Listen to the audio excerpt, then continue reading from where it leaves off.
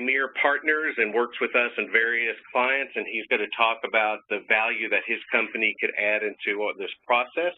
And we have Arthur Reguette also, who is our Executive Vice President, and he's going to share specific information about strategic sourcing and how we could save money. And I'm trying to get my PowerPoint to move, and so just give me a second here. There we go.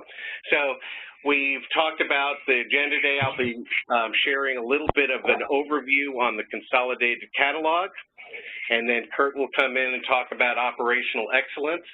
Arthur will talk about strategic sourcing value from a Consolidated catalog, and then we're going to talk briefly about how we can give you an automated approach to doing both the historical data cleansing as well as the ongoing governance.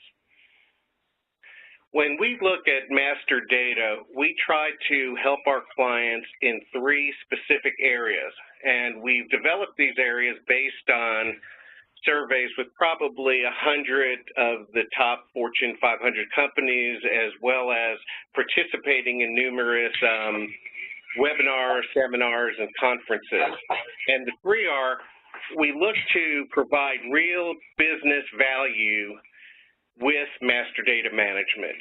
Many companies are saying today that they're willing to invest in clean master data, but they want to know that it's more than just doing this investment for because they want clean data, but that it's going to really achieve real business goals within the company. And so we're going to talk a little bit about today how we could drive real business value through cleansing of the product and master data management. We also want to talk about setting compliance and standards, because most of the companies we work through have been growing by mergers and acquisitions, expanding equipment, expanding their presence internationally, and expanding into multiple countries. And they want to have standards that as they bring new businesses into their corporate environment, that they could achieve consolidation of these various businesses into a consolidated catalog and have a standard process for doing that, as well as standard data templates and knowledge of who's going to own the data, et cetera. And the third is we want to make sure that we're meeting the standards of the IT group, because many times your IT systems are very important to the company, whether it's an enterprise application like an Oracle or SAP, or an enterprise asset management system, e-procurement systems. We want to make sure that what you have in running and driving our processes and systems for clean master data in the material sector meet those IT standards. Now, what drives our project is up here in this top box. What we see is normally that companies who are looking to consolidate their ERP systems, perhaps roll out a new plant maintenance system, maybe they have a new procurement system, but they have a new enterprise type of software application. This is a time when cleaning the data seems to get the easiest funding, and it's because it becomes a line item to a total project, an umbrella, what we call an umbrella project, and oftentimes this helps get the funding necessary for the project, because you want to put in new clean data that will better run the enterprise. The second area is, since we're talking specifically about spare parts, either MRO or product for the direct product, is inventory levels. Many times companies could really improve bottom line results, and Arthur and Kurt will be talking about this by reducing inventory levels, by eliminating duplicates and understanding better standards. And also just being able to run your business. We have many companies that, as we said, grow by mergers and acquisitions. And oftentimes they start off by running a company as an individual company and then want to merge these companies into the corporate standards where they can have a reporting line that makes sense and to share resources, shared services, et cetera. So they have to merge in. Oftentimes this requires having a consolidated, standardized part list. And then just improving overall sourcing effectiveness by being able to buy in higher volumes through national and even international contracts.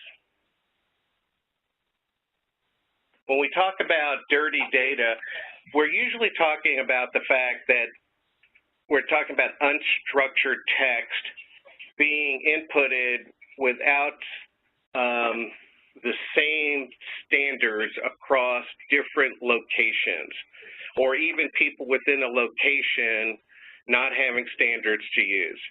And so over time, they use different definitions, different order, they have a different classification. When they move and acquire a new company and bring them into the company, oftentimes, even if there were standards, they're very different. Oftentimes, there's not the level of attribution to easily know whether parts are duplicate or non-duplicate. So what we try to do now is take that and move it into a structured data management profile. So we take poor, unstructured, and limited attribute data and try to bring structure to it so it could be compared to all the other items within the consolidated catalog and eliminate duplicates and have the robust attribution needed for proper sourcing and use in bill of materials, use in maintenance planning, or even in production planning when you're talking about products. So we're trying to take inconsistent standards and bring it into consistency. So here's some examples when what we're talking about. The standards could be data itself, making sure the data is the same and goes in with the same noun modifiers, which is an example of a noun modifier is a ball bearing, an AC motor, etc. And who owns the data? Who is responsible ultimately for making the decisions on how the data will be kept? Oftentimes in large enterprises, this is very difficult. So oftentimes a committee is formed where representatives from different parts of the organization, different business units, et cetera, are part of this data ownership. And even companies now are hiring people to give them specific object level ownership of the data. So there may be a master data management over materials, one over maintenance and repair parts, one over their financial data, one over customers, et cetera. So they know who to go to ultimately for decisions on standards or discrepancies or things of that nature. And then there's a whole area of data stewardship and governance. What are the rules for completing your attribution? What will your common abbreviations be? What will be the people that will approve different changes and modifications to those standards, et cetera? So this is where having a company like Verdantis, along with a marriage to a company like Newbold Advisors, could be very helpful because we could work end-to-end, not only the data quality, but help you manage all the areas of your standards and processes. On the right side of your panel, you'll see the standards that are often used for product data, materials for maintenance, as well as for products. What is the classification or taxonomy? Coming up with a noun modifier pairs that will describe each item in your enterprise, and then what are the list of attributes that represent products, those particular spare parts. Many companies who have been growing by, as I say, mergers and acquisitions or geographically have not actually set those standards, so they don't have necessarily those attributes within their data today, but they need to have it in order to maintain the standards. So you'll come up with standard abbreviations in your dictionary. Your UOM is your units of measure. You'll come up with accurate short and long descriptions. So the idea is to be able to have a central repository for all your items that go across your business units so that all your different touch points throughout the organization are being fed by those standard catalogs. So as new data comes in, you need a data quality solution that says, here's incoming data from a new acquisition or new plans and equipment, et cetera. How do I bring it into the standard so it could come into the catalog? And how could I synchronize this information, across my different systems? And when I want to request a new part on an individual basis, how do I make sure that it's not already in the system, and how do I make sure that I keep it to standards when I create it. So this is kind of what we're looking to achieve today, is a standardized item catalog with data governance standards for new materials coming in. To the right, we're looking at bringing in batches of data, and on the top, with new parts, we're looking at when we want to request the individual new part and have it all synchronized to different systems and be a single source access to all your different touch points in the organization. When we come up with these standardized, robust data, short and long descriptions, depending on your ERP or MDM system, we're going to get much more efficient search, we're going to reduce engineering costs, we're going to improve maintenance, we're going to lower our inventory, and we're going to enhance spend. So I want to kind of introduce to you today Kurt Neifler, who's Managing Director for BI for Newbold Advisors. He's going to take over the presentation. Later, we'll be coming in and talking about this inner circle where we could talk about specific products and services that Verdantis could offer to help you. But today, we're going to look now at that outer circle of the overall investment. Kurt?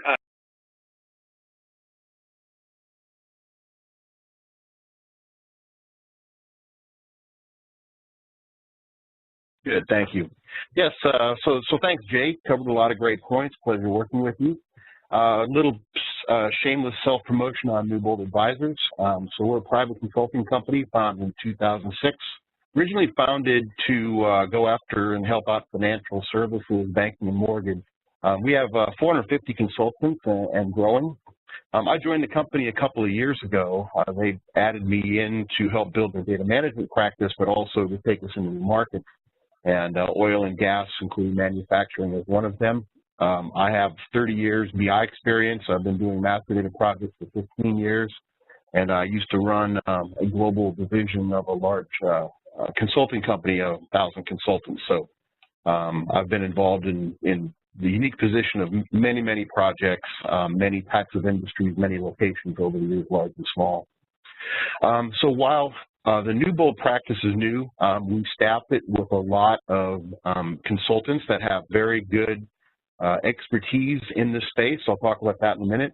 And we are working with a number of Fortune 100 and Fortune 500 companies, so we are established and experienced. We do full consulting engagements, whether they're time and materials or fixed price. We do a lot of work around master data and BI roadmaps, often including, of course, planning and definition strategy. A big piece of this is the business cases, looking at the not only the costs and time, but also the business benefits, because there's huge ROI in these projects.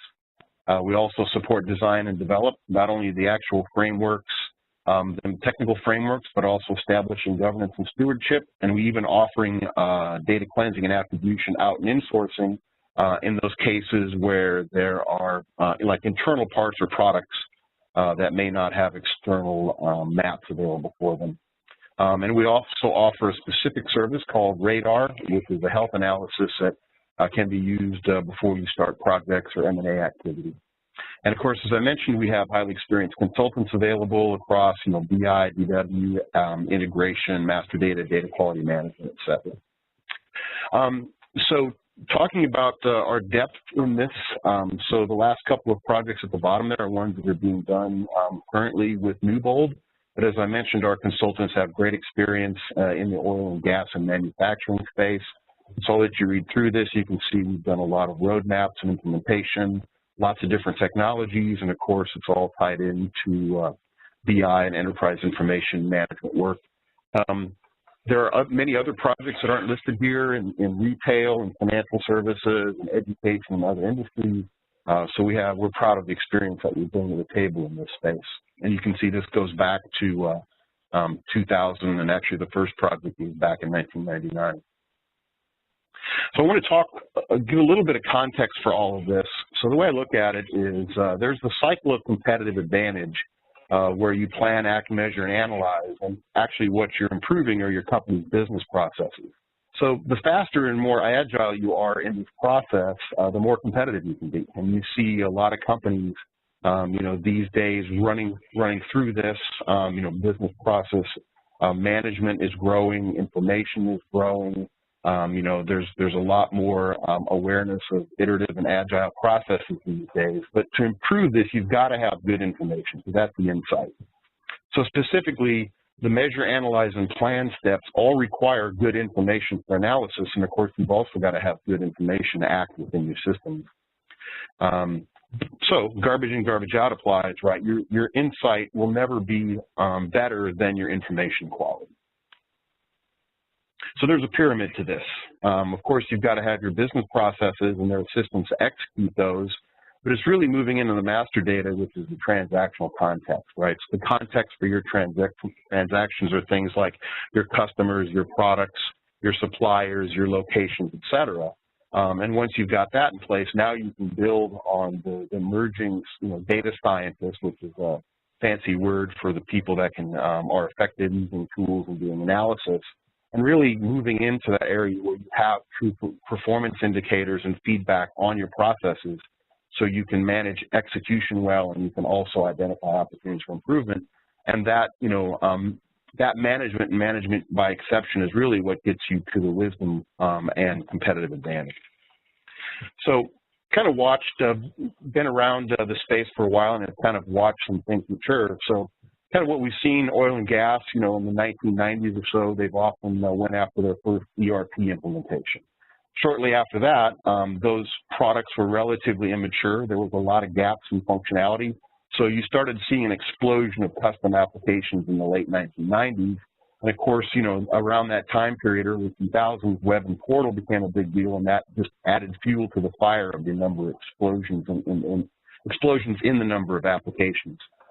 So somewhere around this period, a lot of companies said, hey, we've got all these applications, we've got all this data, let's pull it together, because we need to be able to report and analyze. So that's often where the first data warehouse popped up.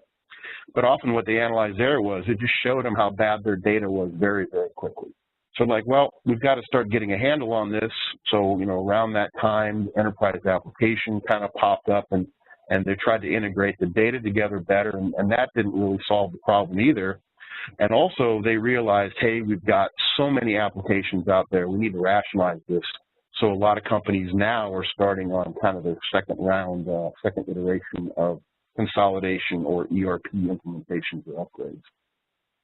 And of course, for that drives, and we're also seeing this, where companies are starting to say, hey, our first data warehouse had value, but it wasn't optimal, so let's kind of look at our next data warehouse we build, especially since we're kind of redoing all of our applications. And so that lays the foundation for this promise of big data, where you can do really, really good analytics really fast on huge sets of data, structured and unstructured. And all of that has the holy grail of being, business process management or business focus centric for competitive advantage. But there's a barrier in this. So for example, this came from IDC, where they're talking about the new era of big data. And one of the foundations that has to be in place is a clear master data management strategy. And of course, that's not only a strategy, but having quality data, because if you're doing analytics, you need that analytics on good data. Additionally, if you're looking at kind of maturity of what you need to be able to do, so you've seen the same trend here, right, from data warehousing and new ERP and CRM applications, but to be able to get to that holy grail of business process management, integration analytics, you've got the master data of consumer data, customer data integration, part and product data management, overall master data management. So essentially, that's a brick wall. So to get to the future in an effective way, you need to be able to address this barrier of master data management. Otherwise, your ability to reach kind of the holy grail is going to be limited, if not impossible. So moving on to the business case around product and parts, there's a huge value in all of this. So some of the typical areas we see benefit, one are compliance. This is a big deal. There's a lot more fines these days across all industries, especially within manufacturing. So of course, this isn't going to remove the compliance, but it makes decoding and reporting and accountability of compliance. So often for business cases in that space, we're seeing benefits in the range of hundreds of thousands, if not millions of dollars per year. Another area that better data can bring is cycle times. So, of course, your lead and sourcing and procure-to-pay times, your incorrect shipments go down, reducing that. Also, you've got make versus buy and speed to market for new products, which affects engineering. And so in cases like this, we're often seeing millions of dollars of benefit on the operational side, and maybe in the hundreds of thousands range on the analytics side. Error reductions is another area. Being able to update products and reducing price-related errors. Less errors around warehousing and logistics and having to correct those errors, and we're even seeing that reductions in write-offs, where you've got products that were invoiced incorrectly or you sent the wrong part, and you can't just make it right, you have to write it off. So often those level of errors can get into the hundreds of thousands or millions. One of the big fish, and I'm sure Art will talk about this more, is inventory optimization. Right, often inventory levels can have a one-time reduction of tens, if not hundreds of millions of dollars. So you've got that, and also the turn and visibility, and even the incorrect, again, out-of-stock conditions. A lot of these parts have to do with service and maintenance. So you've got, without having the parts, you've got excessive equipment downtime. And those things can run into the tens and even hundreds of millions of dollars in annual impact. And of course, you've also got an impact where you can't, analyze equipment uptime effectively because you've kind of got some noise in the process, or looking at analysis of part and product performance, which kind of moves into the next piece, right? So being able to do the performance analysis and quality part and product profitability performance. So there's some operational benefit there, but also the benefit of analytics, being able to really look at your suppliers and how they're performing. That gets into contract analysis, how your parts are performing, and, comparing suppliers, comparing vendors, and even the profitability of your products, and knowing what products, the pricing is accurate on and which ones you may need to change or sunset, whatever. Again, that can get into hundreds of thousands of millions. Something that we see that a lot of companies miss is really on the sales side or the revenue side, right? So situations of out of stock and downtime, if your customers don't get what they need in the time they need it, they're going to go elsewhere. Also, making it easier for salespeople and customers can find things. You might have things in stock, but if they can't find them, it's almost the same as being out of stock or down. The other thing we see is that if you can easily find things and that you're showing value, kind of value pricing, or being able to charge, a little bit higher quality or higher value rates, and of course the ability to upsell and cross-sell. And again, this can get into the tens and hundreds of millions of dollars a year in benefit. Support costs can go down, the maintenance efforts go down, the effort to produce reports and analytics goes down, and of course you've got a decrease also in your data and application integration efforts, because instead of going point-to-point integration across scores of systems, you're integrating from a single master data repository, which is very robust. And again, the benefits there can be in the hundreds of thousands and millions. And then finally, kind of on the technology space, as you have merger and acquisitions, being able to bring data into a very structured environment reduces time and risk, because you've got a more robust publish and subscribe architecture instead of point-to-point. You have a much more robust integration. And then also the global data and subscription, I forget the GDSN standards are growing in popularity and compliance. So that's not a huge impact right now, but that's growing. And again, we can see benefits in the hundreds of thousands, if not millions of cases. So across this, we're often seeing that business cases for NBM and larger companies can be close to high hundreds of millions, if not billion-dollar range, and tens to hundreds of million dollars in medium-sized companies. Also, I want to talk about the business system upgrade. Jay mentioned this earlier. While this is all great, it's not necessarily a spark to kind of kick off the the heat of the fire. So a business system upgrade is usually a great catalyst, right? It establishes specific deadlines, and really, this is the best time to fix redundancies. For example, if you have multiple parts redundant, if you have redundancy in a system, it's kind of hard to reduce that redundancy in that same system because you might have transactions against multiple parts, et cetera. Where if you're kind of moving all that into a new system, that's your time to be able to kind of separate the chaff from the wheat and bring much, highly cleansed data and kind of eliminate the legacy. So that's an optimal time for that. It also vastly reduces go-live risk. You want to have your, they say you want to have a boring go-live. The number one reason for delays in go-lives is data issues. Those delays are extremely expensive, and one missed go-live can easily pay for a whole MDM initiative.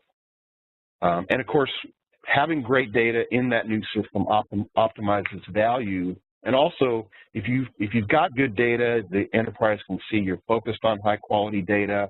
If your go-lives are on time, it keeps your users, kind of in the buzz of this new world, and the organizational change management becomes a little bit easier, right? They see that there's trust in the plan and that there's focus on the data, et cetera. So I want to close here with some common misconceptions of what we see. So often people are like, well, we don't want to start because it's too expensive.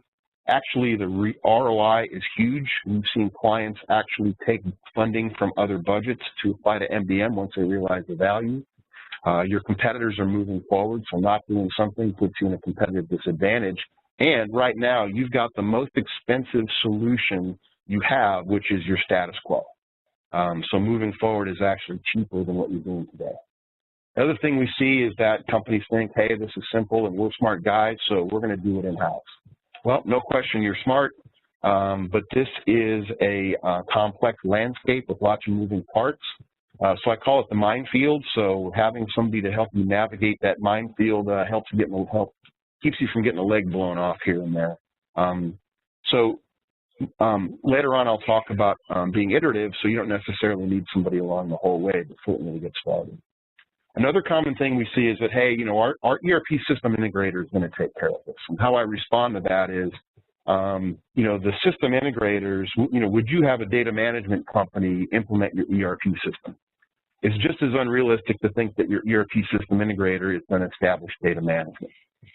So the best thing to do is let them take care of the ERP functionality and let some folks focus on the data and data management.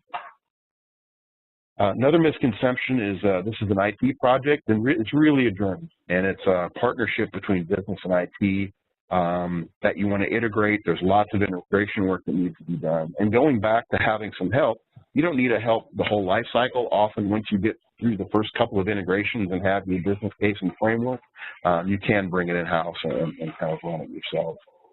Another thing we see is often people think, hey, I've only got a couple of systems I have to worry about. I've got a PLM system and an ERP system. But actually, it's a key part of most oil field service and manufacturing businesses. The data is everywhere. It's on all kinds of systems, from logistics to pricing to catalogs to CRM systems. So you've got to be thorough in looking at all the places where this data exists. Otherwise, you're likely to underscope it. Another thing we'll see is companies think they can handle the classifications themselves, but actually most companies have thousands of classifications, and to get people to find time and sit down and define what they are and agree on them just literally takes forever. So you want to be able to leverage, what's out there and available for classifications, and that's one of the strongest things that I see Verdantis brings to the table, is that they've got thousands of classifications already defined, and you can start from that on day one.